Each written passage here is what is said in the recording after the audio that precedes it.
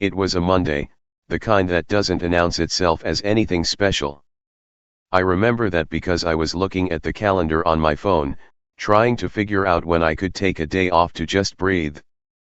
I was a project manager for a commercial construction firm, a job that meant my phone rang at all hours, my weekends were a myth, and my stress levels were measured in gray hairs I'd earned before I turned 40.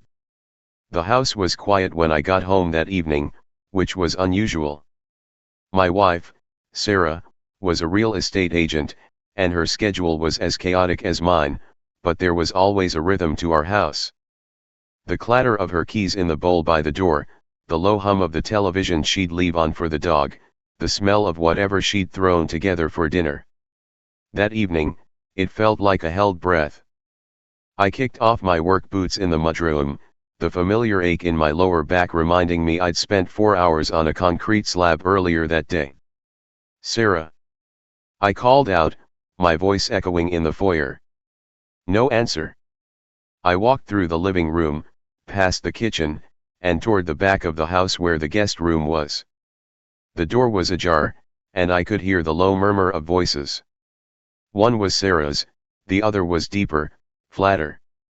I pushed the door open, and the scene that greeted me felt like a glitch in reality. Sarah was standing in the middle of the room, her back to me, directing two men in matching polo shirts who were wrestling a large, worn leather couch through the door frame.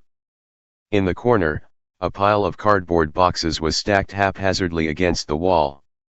My brother-in-law, Mark, was standing by the window, scrolling through his phone like he was waiting for a bus.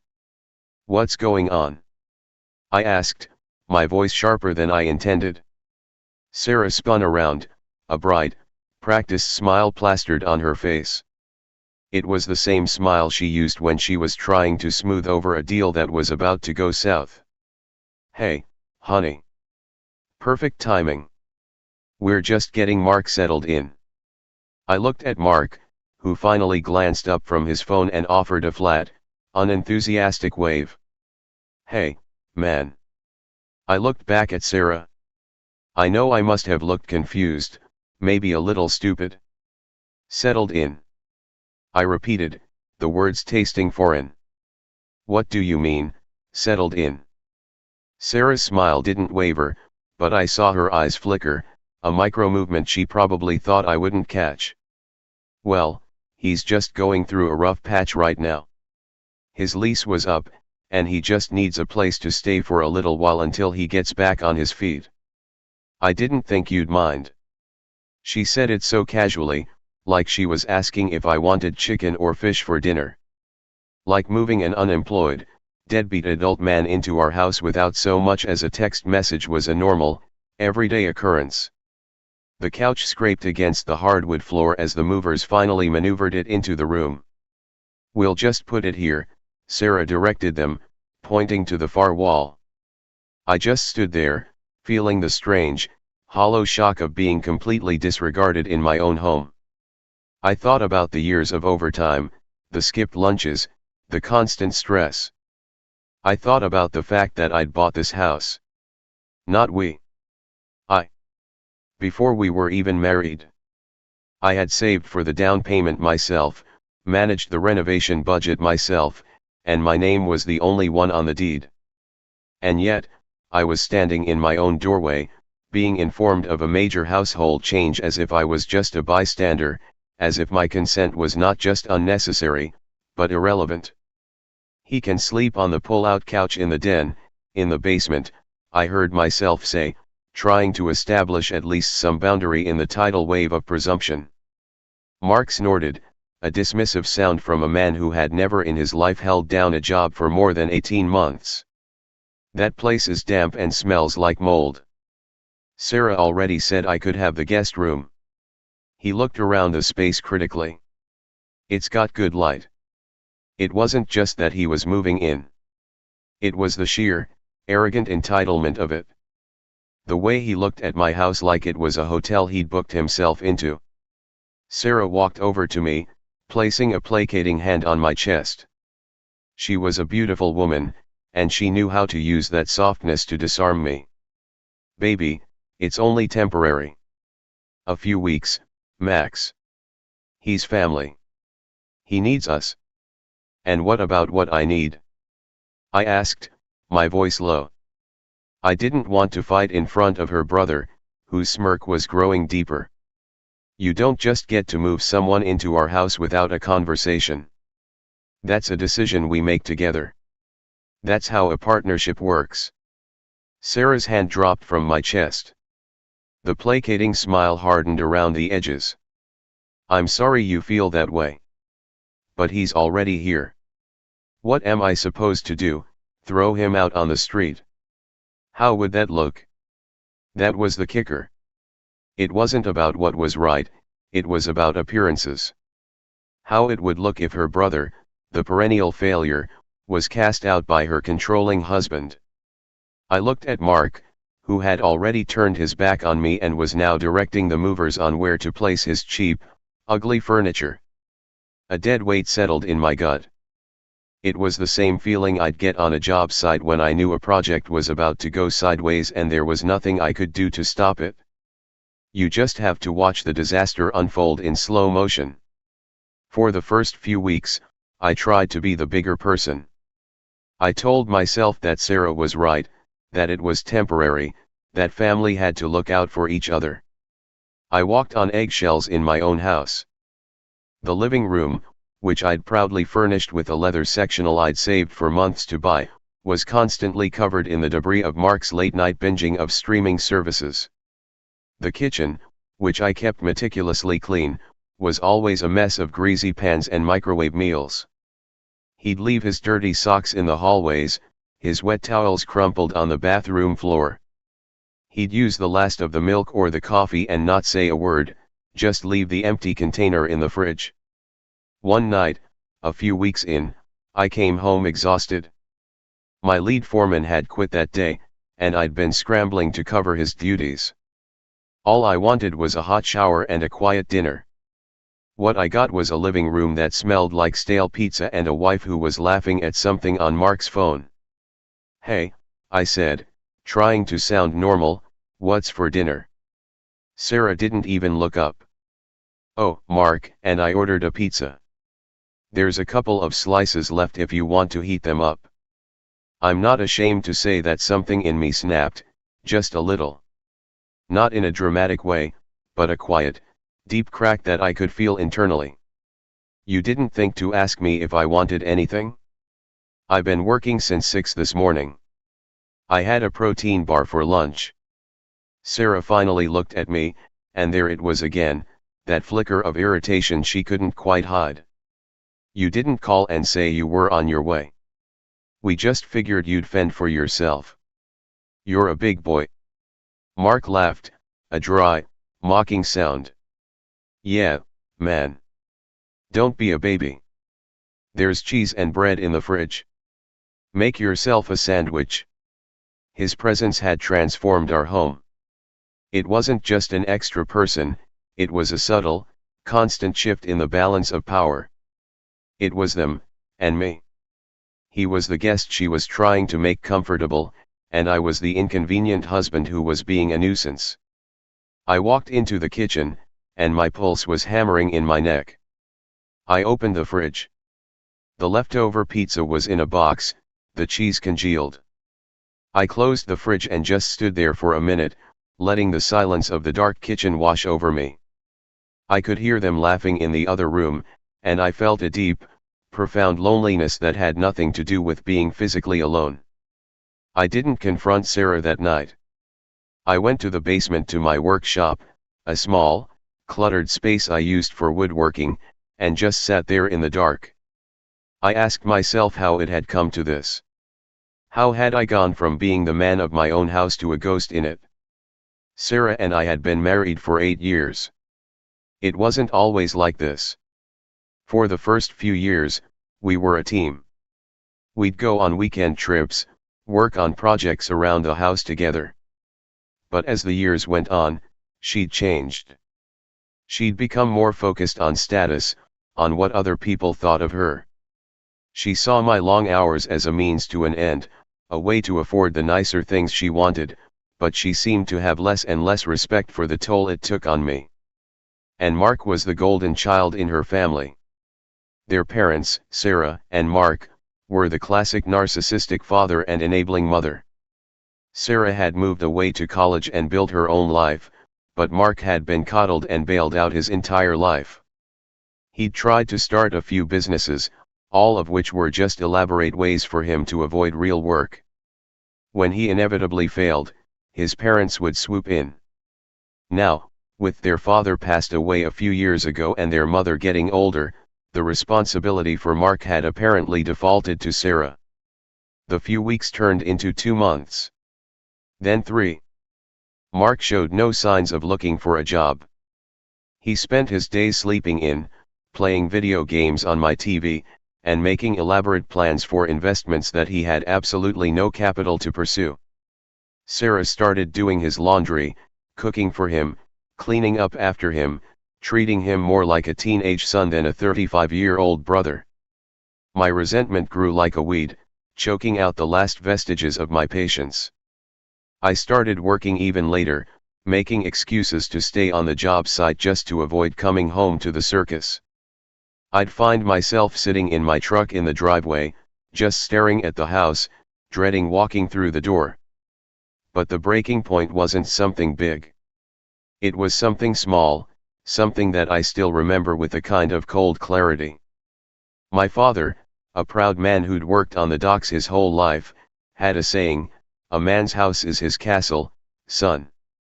It's the one place in the world he's supposed to be king." It's a little patriarchal and old-fashioned, I know, but the sentiment was always about respect. The house was supposed to be the sanctuary, the one place where the chaos of the world couldn't touch you. He died a few years ago, leaving me a few $1,000s and his old, beat-up silver watch. It's the only thing of his I have that matters. I'd put that watch on the kitchen counter one night to fix the strap, a simple task that would take maybe 5 minutes. I came home the next day, and the watch was gone. I felt a chill, a flash of panic. I searched the counter, the drawer, the bathroom. I asked Sarah if she'd seen it. She just shrugged. "No, I haven't touched your stuff." I confronted Mark. He was sprawled on the couch, scrolling through his phone. "Mark, I put my father's watch on the counter last night. It's missing." He didn't even look up. "I don't know what you're talking about, man. I didn't see any watch." Then he paused, a smirk forming. "You sure you didn't just lose it? You're always losing things." I felt a wave of pure, white-hot rage. I took a step toward him, my fists clenching. "I'm not losing my mind, Mark. It's a silver watch. A man's watch. It was on the counter, and now it's gone." I saw Sarah walk into the room, her face instantly wary. "What's going on?" She looked from me to Mark. "Your husband is accusing me of stealing his precious watch. Like I'd want his cheesy old thing." Mark scoffed, finally looking at me with a mocking gleam in his eye. "Maybe you pawned it for gambling money. You do disappear for hours on your work trips." The insinuation was a low blow, a direct attack on my character. I was furious, shaking with the injustice of it. "Mark," I said, my voice dangerously quiet, "you are going to tell me where my father's watch is, or I swear to God I will." Sarah stepped between us, putting her hands on my chest. "Okay, that's enough. Both of you. Mark, just tell him you didn't see it, and let's move on. This is ridiculous." She turned to me, her expression cold and unforgiving. "And you? You need to calm down. Accusing my brother of stealing from you is not okay. You're embarrassing yourself." That was the moment. It was like a switch was flipped. The rage was still there, burning hot in my chest, but it was overlaid with something else, a cold, crystalline clarity. She wasn't trying to find a solution. She was trying to shut me up. She was protecting him. She had chosen a side, and it wasn't mine. I looked at her, at the woman I had married, and I didn't even recognize her. I backed away, my hands raised. "You're right, Sarah," I said, and my voice sounded strange to me, hollow and distant. "You're absolutely right. This is ridiculous." I walked out of the house. I couldn't be there anymore. I got in my truck and drove. I didn't go anywhere in particular, just drove through the suburbs and onto the highway, the city lights blurring past. I pulled over at a rest stop overlooking the river. I sat there for hours, just thinking. I thought about all the times I'd been discounted. All the times I'd been made to feel small in my own life. My father had worked himself into an early grave to put a roof over our heads, and he always told me to stand up for myself, not with fists, but with principles. "Don't let anyone ever make you feel less than you are, son," he'd say. "You walk tall, or you don't walk at all." I had been walking around bowed for way too long. I was so focused on keeping the peace, on being the provider, that I had allowed myself to be treated like a doormat in my own home. My father's watch was gone, and with it, my last shred of hope that things would just get better on their own. Something in me hardened that night on the side of the road. The hurt was still there, a deep, aching wound. But it was joined by something else, a resolve. A cold, determined plan. They thought I would keep taking it. They thought I had no spine. They were wrong. Sarah's words about my house and my name echoed in my mind. I had spent years financing this life, and the woman I'd built it with had just shown me, clearly, that my role was to provide and then shut up. I was done being silent. The next day, I didn't go home. I went to a lawyer. I'd met Tom a few years back on a job site. He was representing a client we were building a house for. We'd kept in touch, playing in the same charity golf tournament a few times. He was a sharp guy, a bulldog in the courtroom, but laid back and friendly off the clock. I told him I needed an appointment. My story didn't take long to tell. When I was done, he leaned back in his leather chair, the sun glinting off the framed degrees on his wall. "Let me get this straight," he said, tapping his pen on his desk. "She moved her deadbeat brother into the house you bought and paid for before the marriage, without your permission, and he's been living there for months." I nodded. "And she's told you, in front of him, that you have no say." Another nod. Tom whistled low under his breath. "All right. This is actually pretty straightforward. The house is what we call non-marital property. You purchased it, your name is on the title, and the mortgage has been paid exclusively from your personal accounts for the entirety of the marriage, correct?" "Yes," I said. "I can get you the bank statements. The mortgage comes out of my personal checking, the one my paychecks go into." Tom smiled, a thin, predatory smile. "It's funny. People think divorce is always a 50-50 split. They hear that and think all assets are communal. But property you acquired before the marriage, and which you maintain separately, is yours. Period. The only way she could make a claim on it is if she'd contributed significantly to its value, and it sounds like she's done the opposite. Her guest has caused wear and tear on the property. So what are my options?" I asked, leaning forward. "Well, you could file for divorce. You have grounds. Adultery isn't the only reason for a fault-based divorce. There's also cruel and inhuman treatment, which, in this state, can be things like severe emotional or mental abuse. Spouses who move a third party into the marital home against the will of the other spouse can create a constructive abandonment." He paused. "But before we go nuclear, let's start with a formal eviction notice for Mark. It's a legal procedure. We'll draft a formal letter. It tells him he's an unwanted guest and has exactly 30 days to vacate the premises. We send it to the house, certified mail. That's step 1. It's a clear, legal declaration that Sarah's wishes are irrelevant and that you, the sole owner of the property, are exercising your rights. It shows her you're not bluffing. If she really values the marriage, she'll see the writing on the wall and get him out. If not, well, then we know where her priorities are. I nodded. It felt good, just having a plan. For the first time in months, I felt like I had a modicum of control. I signed the paperwork for Tom to send a letter. He told me to brace myself for the reaction. He said, "A lot of people think they can walk all over you, and when you finally draw a line in the sand, they won't believe it. They'll test you. You have to be ready to push back." He wasn't wrong.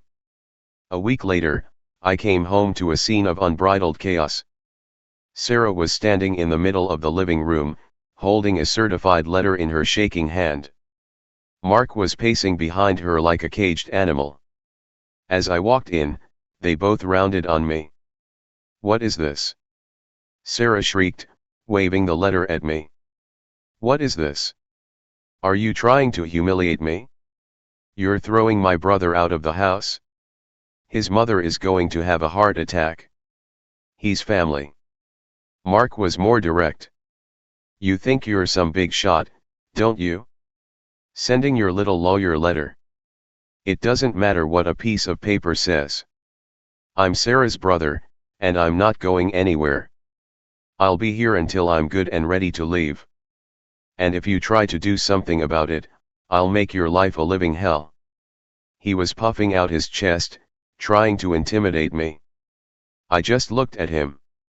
The anger I felt was there, a steady heat, but it didn't control me. I was in control.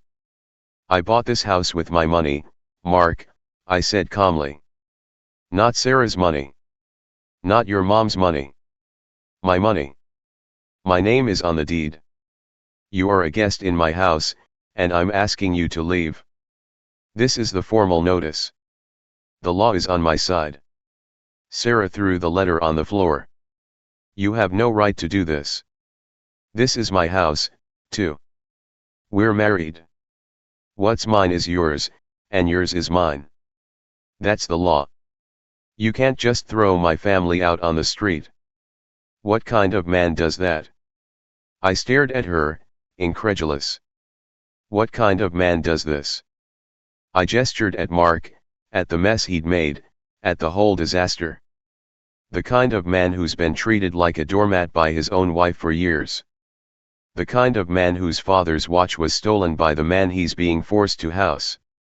The kind of man who has been told he has no say in his own home. That's the kind of man I am, Sarah. I am done asking. I am telling." The next few weeks were a war of attrition.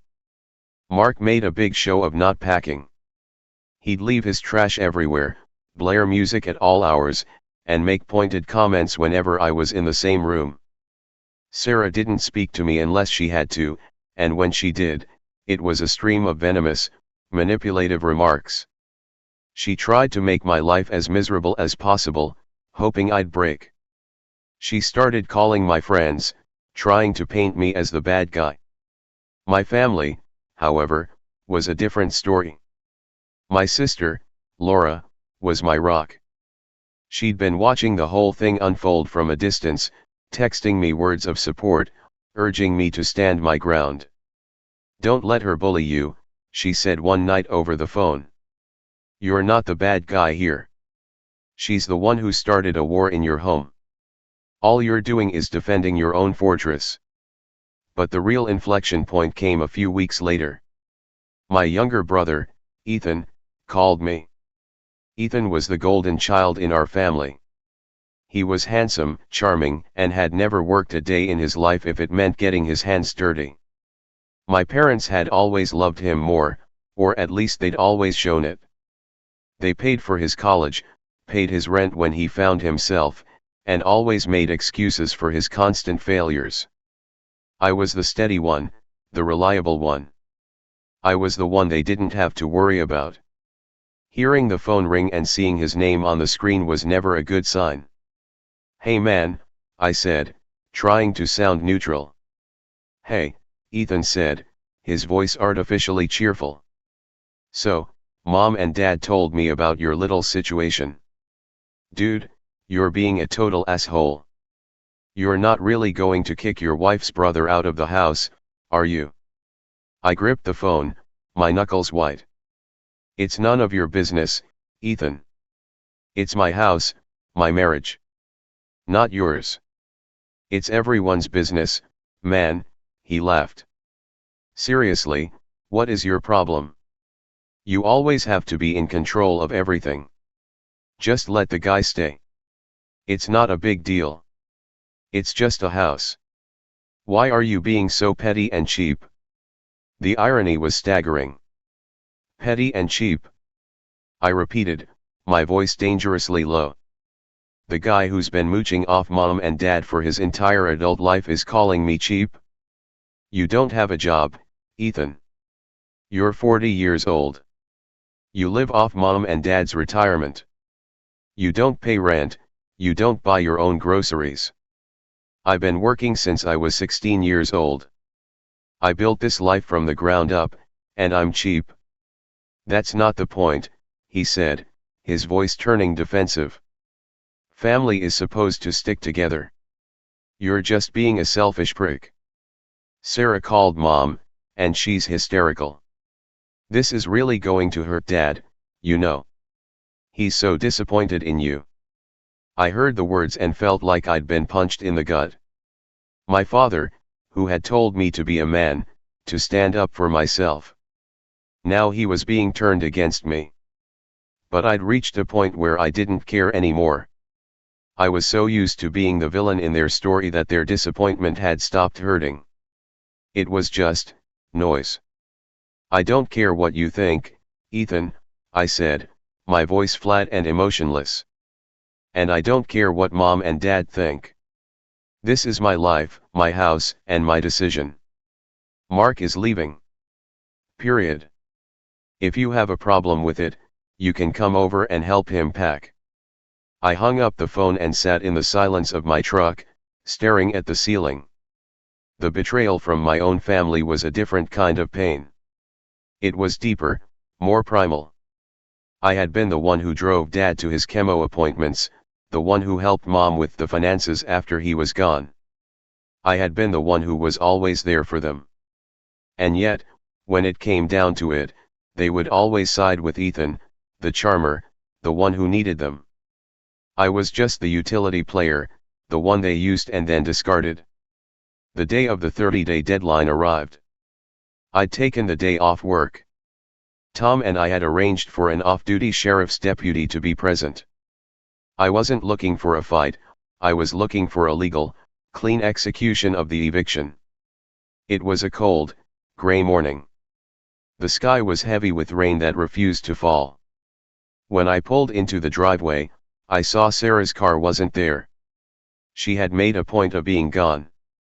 She wanted to be able to say she didn't see it happen, that she hadn't been a party to it. Typical. I walked inside to find Mark sitting on the couch, still in his pajamas, watching TV. He didn't get up. He just looked at me with that same smug, contemptuous expression. "Hey, landlord," he sneered. "Come to collect the rent." The sheriff's deputy stepped into the room behind me. Mark's eyes widened. He wasn't expecting backup. "Mark, you have 30 minutes to gather your personal belongings and vacate the premises," the deputy said in a calm, official tone. "Any belongings left behind will be considered abandoned property." Mark started to laugh, a forced, nervous sound. "You've got to be kidding me. You brought a cop? This is ridiculous. Sarah will be back any minute, and she's going to be furious with you." "I'm done waiting for Sarah to fix this," I said, my voice steady. "She moved you in without my permission. She's made it clear you're more important to her than our marriage. So now, you're going to leave. This is my house, and you have no right to be here. If you want to make a scene, the sheriff will show you how it's done." Mark's face contorted. For a second, he looked like he was going to lunge at me. I saw a flicker of genuine rage in his eyes. But the deputy took a step forward, and Mark deflated. He got up, muttering curses under his breath, and started throwing his clothes into garbage bags. He was shouting at me, calling me every name he could think of, trying to get a rise out of me.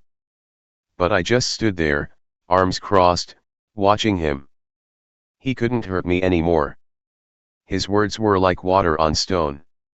He was a pathetic, angry man who had lost. He left his furniture behind, just throwing his clothes and his gaming console into his car.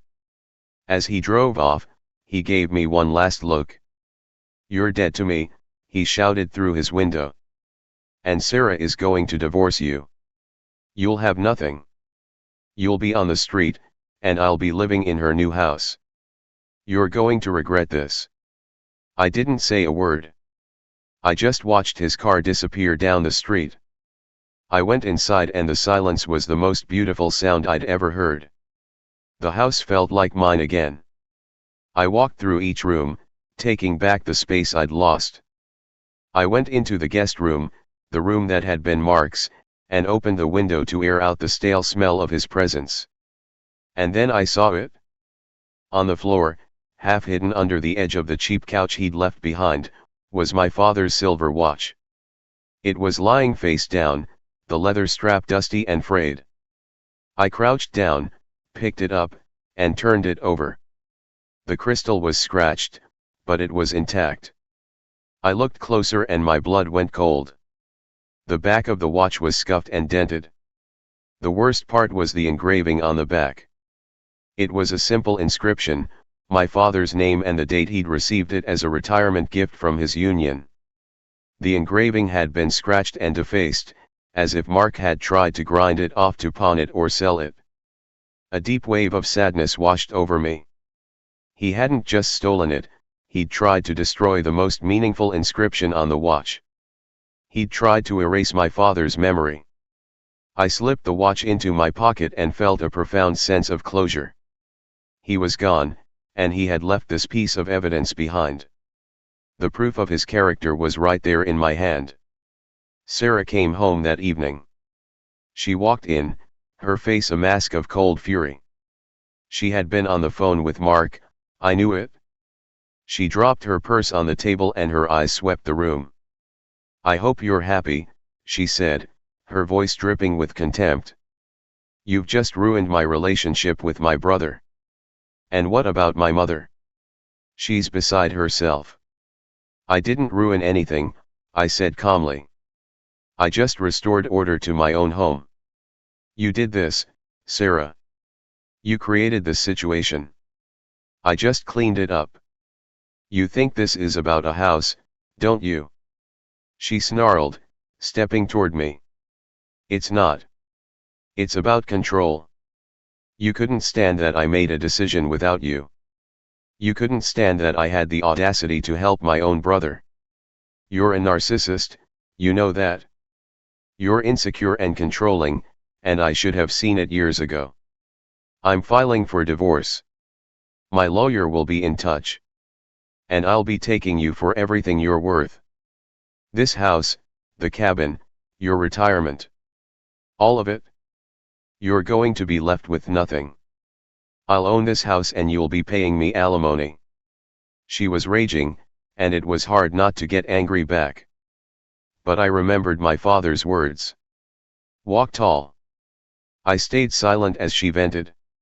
The next week, I was served with divorce papers at my office. It was a standard filing, claiming irreconcilable differences. She was playing the victim, painting me as the bad guy. But I wasn't worried. I knew the law. I called Tom, and we went to work. The discovery process was brutal. She was trying to argue that the house should be considered marital property because it was the marital residence. She was trying to claim that she'd contributed to the house by decorating it, maintaining the yard, and being a good hostess. She also tried to argue that her name was on the deed because she'd signed a mortgage refinancing document, but Tom pointed out that the refinancing was to get a lower interest rate on a debt that was solely in my name. We had bank statements, tax records, and the original deed. We had everything. The day of the first big hearing arrived. I walked into the courtroom in a charcoal gray suit, feeling a cool, hard calm. I wasn't nervous. I was prepared. Sarah was sitting at the plaintiff's table with her attorney, a slick, fast-talking man named Gordon. I saw her turn around to look at me, and her eyes widened when she saw me. I looked calm, collected, and confident. She didn't look so smug anymore. I guess she had been expecting a broken man, ready to settle. But I wasn't that man anymore. I was the one who had been wronged, and I was ready to fight. The proceedings were tedious, a lot of legal back and forth. But Tom was a master. He presented the case with the precision of a surgeon. He laid out the bank statements, the deed, the tax records. He showed how the house was mine before the marriage, and how I'd paid for it exclusively ever since. He presented copies of the eviction notice, showing how Sarah and Mark had refused to leave, forcing me to take legal action. And then came the moment that changed everything. After the legal arguments were made, the judge gave us a moment to see if we could come to a settlement. Sarah's lawyer approached Tom and me. My client is willing to waive any claim to the house in exchange for the cabin and a lump sum settlement of $50,000. She would also need you to pay her legal fees. Tom looked at me. I shook my head. No, I said. It was the most satisfying word I'd ever spoken. The attorney looked surprised. I'm sorry. I said no, I repeated, my voice firm. The cabin is also mine. I bought it 4 years ago, using my own inheritance from my father. The money was never commingled. She has no claim to it. And I'm not paying her a dime in settlement. I want the marriage dissolved, and I'm not giving her anything she's not entitled to under the law. I looked at Sarah, who was listening from her table, her face ashen. She'd been so sure I'd fold. Gordon went back to her, and they had a heated, whispered conversation. I watched her, waiting. She was realizing, perhaps for the first time, that she had miscalculated. She had bet on me being the same old, weak-willed man who couldn't stand up for himself. She was wrong. The judge decided to continue the hearing. Sarah's attorney came back, looking frustrated. My client would like to make a counter-offer. Tom nodded. She's willing to drop all claims to the house and the cabin in exchange for you paying her legal fees. She'll also agree to a no-contest divorce. The offer was an admission of defeat. It was a surrender. I looked at Tom, and he gave a small, subtle nod. It was a fair deal. It gave her the dignity of walking away with her legal bills paid, but it left me with everything I had built. We accept, I said. I didn't look at Sarah as I said it. I just stared straight ahead. The final decree was a formality. The house was mine. The cabin was mine. My retirement was intact. Sarah got nothing but her freedom, and the bill for her own lawyer. A few days after the judge signed the final order, I was at the house, boxing up the last of Sarah's belongings. She had sent a moving crew to collect them, so I'd gathered her things in the garage. As I was doing this, the doorbell rang. I opened it to find Sarah standing there. She looked small, her makeup slightly smeared. The confident, controlling woman from the court hearing was gone. In her place was a shell of a person. I need to ask you for something, she said, her voice barely above a whisper. It's about the house. Our house. I'm not asking for myself. I'm asking for my mother. She's getting older, and she's struggling. I don't want her to have to sell her house. I was hoping you would consider selling this place and splitting the proceeds with me. Just so I could help her. Please. I felt a moment of something that might have been pity. But it was fleeting. I remembered all the pain she'd caused me. The humiliation, the disrespect, the way she'd turned her family against me. I thought about my father's watch. I thought about all the sleepless nights. Sarah, I said, my voice calm and quiet. I'm sorry about your mother. I really am. But this house isn't yours. It never was. You made that clear when you decided you had more right to it than I did. You chose your brother. You chose your pride. Now, you have to live with that choice. She stood there, looking at me with tear-filled eyes. You're not going to help us? After everything? You're just going to keep it all for yourself. I'm not keeping anything that isn't mine, I said. And I'm not helping people who spent years trying to destroy me. That's not revenge, Sarah. That's consequence. You made your bed. Now lie in it. She stood there for a long moment, just staring at me. I could see it in her eyes, the final, awful realization that she had lost. She had gambled with her marriage, her home, and her future, and she had lost it all on a brother who didn't even have a job. The cold, hard reality of her choices was crashing down on her. I closed the door and listened to her footsteps retreat down the driveway. I walked into the living room and looked around. The house was silent. It was peaceful. It was mine.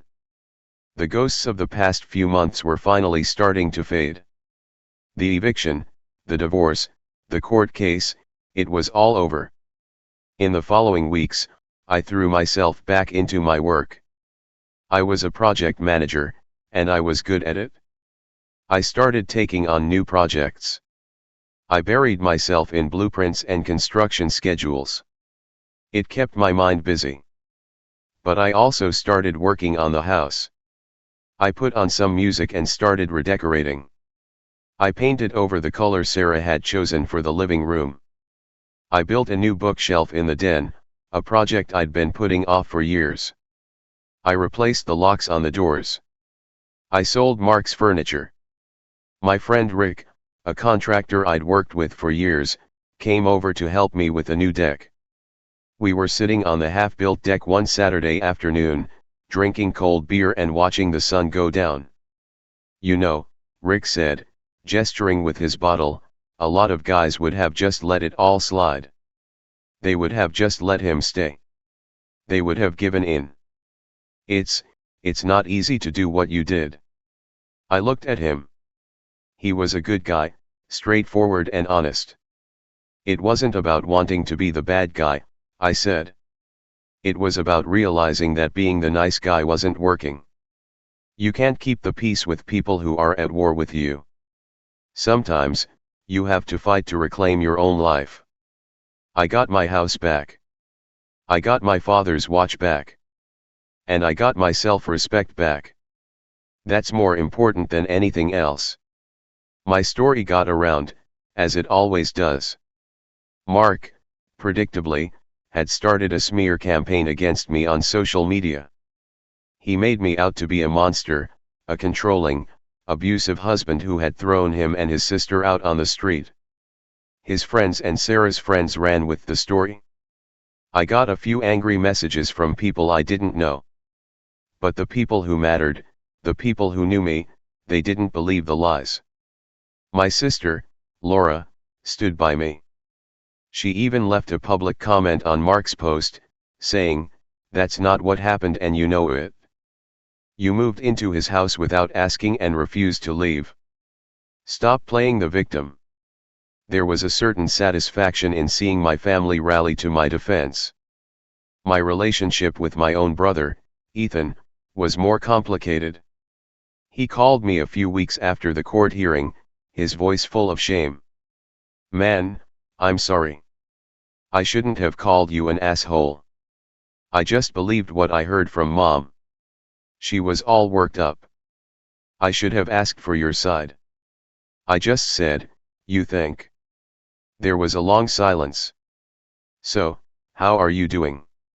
he asked, trying to change the subject. "I'm doing fine," I said. The house is quiet, and I've got a new project starting next week. That's good, he said. That's great. We said goodbye, and the conversation felt like a bandage over a much deeper wound. My parents didn't call. My mother was too angry, and my father was just disappointed. I think he was disappointed in the situation, not in me. He had always believed in the sanctity of marriage, and the fact that it had fallen apart so completely, and so publicly, was a source of great shame for him. But I knew that, somewhere beneath his stoicism, he was proud of me. He'd always taught me to stand up for myself. He just didn't approve of the way I'd done it. The hardest thing was the silence. I had been so used to the noise, the chaos, the constant conflict. Now, there was nothing. It was just me, alone in my house, with nothing but my thoughts. Some nights, I'd just sit in my workshop, running my hands over a piece of wood, letting my mind wander. I'd think about all the years I had spent trying to be the perfect husband, the provider, the one who never complained. I'd given so much of myself to Sarah, and she had taken everything and then discarded me when I was no longer useful. But I didn't let the bitterness consume me.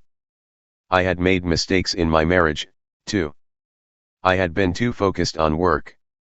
I had been too passive. I had let her walk all over me. I had contributed to the dynamic that had led to our downfall. I was learning to accept my part in it, and that made the healing easier. A few months after the divorce was finalized, I was at a construction site, inspecting the foundation pour. A woman I'd seen around the site a few times, a structural engineer named Diana, walked over to me. "Hey," she said. "I heard what happened. I'm really sorry. That's a brutal story." I looked at her. She was smart, capable, and direct. She didn't have time for games. "It was a learning experience," I said. "I'd rather not be the guy who learns the hard way, but here we are." She laughed. "Well, you seem to be handling it. A lot of guys would be less calm." "I've done enough raging for a lifetime," I said. "It's exhausting. Sometimes, the best revenge is just living well." It was a surprising moment. I hadn't really thought about dating, or even being interested in anyone, for a long time. But Diana was different. She didn't know the old me, the weak me. She just saw the man standing in front of her. Over the next few months, we started dating, and she was a breath of fresh air. She was independent, and she had her own life. She didn't need me to take care of her, she just wanted me to be a part of her life. It was a far cry from my marriage to Sarah, where I felt like I was always performing, always trying to be good enough. Diana was happy with me just as I was. A few weeks ago, I got a letter in the mail. It was from Sarah's mother. It was a single page, handwritten on expensive stationery. She apologized for how her son had treated me. She said she had always known Mark was a problem, and that she should have never allowed Sarah to move him into my house. She said that she had been grieving the loss of a good son-in-law and that she was deeply sorry for the pain she had caused me. It was the most surprising thing I'd ever read. I had never expected an apology from that side of the family. I read the letter 3 times, and then I put it in a drawer. It didn't change anything, but it did bring a strange sense of closure. It was a small, quiet acknowledgement that I hadn't been the one in the wrong. Last weekend, I was at my sister's house for a barbecue. My father was there, too, and for the first time in months, he didn't look disappointed. He looked almost proud. He pulled me aside on the deck. "Son," he said, his voice gruff, "I never wanted to say this to you before because I didn't want to stir up trouble. But I saw that lawyer letter you sent. You did the right thing. I know I said I was disappointed, but I was disappointed in Sarah, not you.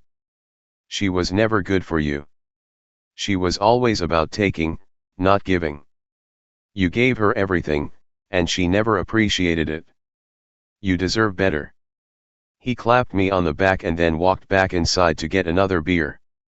It was a small thing, but it meant the world to me. It was my father's validation, the thing I had been seeking my whole life, and it finally came, right when I wasn't looking for it anymore.